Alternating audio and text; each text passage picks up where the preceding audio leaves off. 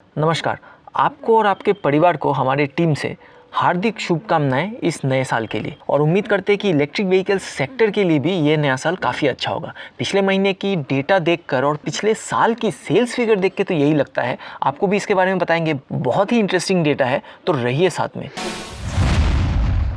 सबसे पहले आपको बता दें कि दिसंबर महीने में टोटल 51,280 इलेक्ट्रिक व्हीकल्स की बिक्री हुई है। ये 2 व्हीलर, 3 व्हीलर, 4 व्हीलर सभी मिला के, यानी करीब हर दिन दिसंबर महीने के हर एक दिन 1700 के करीब व्हीकल की बिक्री हुई है। अब पूरे साल की बात करें 2022 में 10 लाख व्हीकल की बिक्री हुई है। 10 लाख व्हीकल, यदि आप पिछले साल के साथ तुलना करेंगे 2021 से इस साल 3 गुना ज़्यादा व्हीकल्स की बिक्री हुई है। अब इस 10 लाख व्हीकल्स में से 6,15,000 जो व्हीकल्स है वो इलेक्ट्रिक 2 व्हीलर्स थी, स्कूटर्स और मोटरसाइकिल्स मिला के। अब इस 6,15,000 यूनिट्स में 1,08,000 यूनिट तो मात्र ओला कंपनी ने अकेले ही बेच डाले।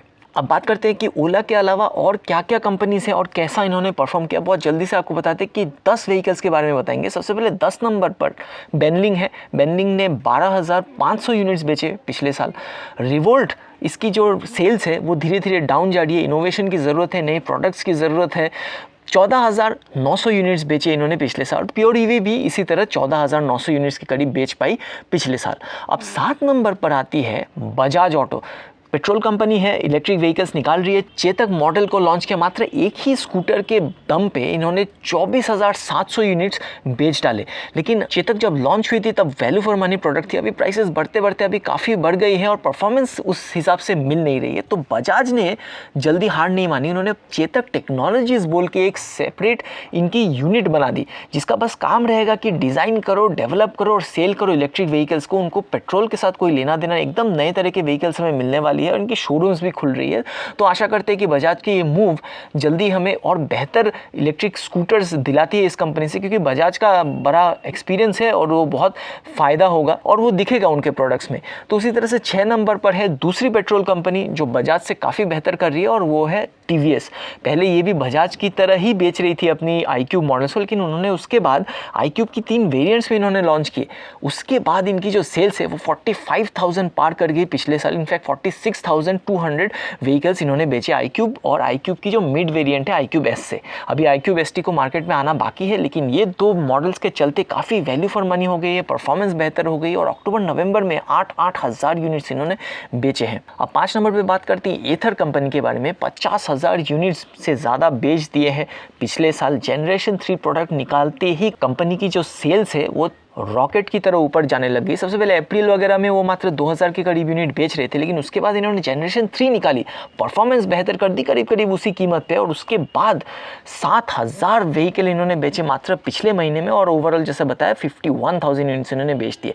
भविष्य के लिए इनका और बड़ा बड़ा प्लान है। सबसे पहले तो एक और मैन्युफैक्चरिंग प्लांट खोल दी है होसूर में। उसके अलावा मल्टीपल सिटीज़, करीब हर शहर में वो खोलने का कोशिश कर रहे हैं अपनी एथर शोरूम्स को। और उसके अलावा ये भी रूमर्स है कि जनवरी की 7 तारीख को एक अफोर्डेबल ऑप्शन, एक अफोर्डेबल स्कूटर वो लॉन्च करने वाले हैं। ऐसा हो जाएगा तो डेफिनेटली इनकी सेल्स और ऊपर जाएगी। 4 नंबर पर है एम्पियर और ये कॉन्सिस्टेंट परफॉर्मर रह चुकी है। करीब हर महीने 6,000-7,000 करके यूनिट्स बेच रही है और पिछले पूरे साल में इन्होंने बेची करीब 80,000 यूनिट्स एम्पियर। अब 3 नंबर पर है हीरो इलेक्ट्रिक। एक समय हमेशा टॉप में रहती थी, लेकिन अभी धीरे धीरे उतर के 3 नंबर पर आ गई। इनकी जो है लार्जेस्ट डीलरशिप नेटवर्क इन्हीं की है। काफ़ी पुरानी कंपनी है और इस लिस्ट की शायद सबसे पुरानी कंपनी हीरो इलेक्ट्रिक ही है और इन्होंने पिछले साल बेचे हैं 96,900 यूनिट्स।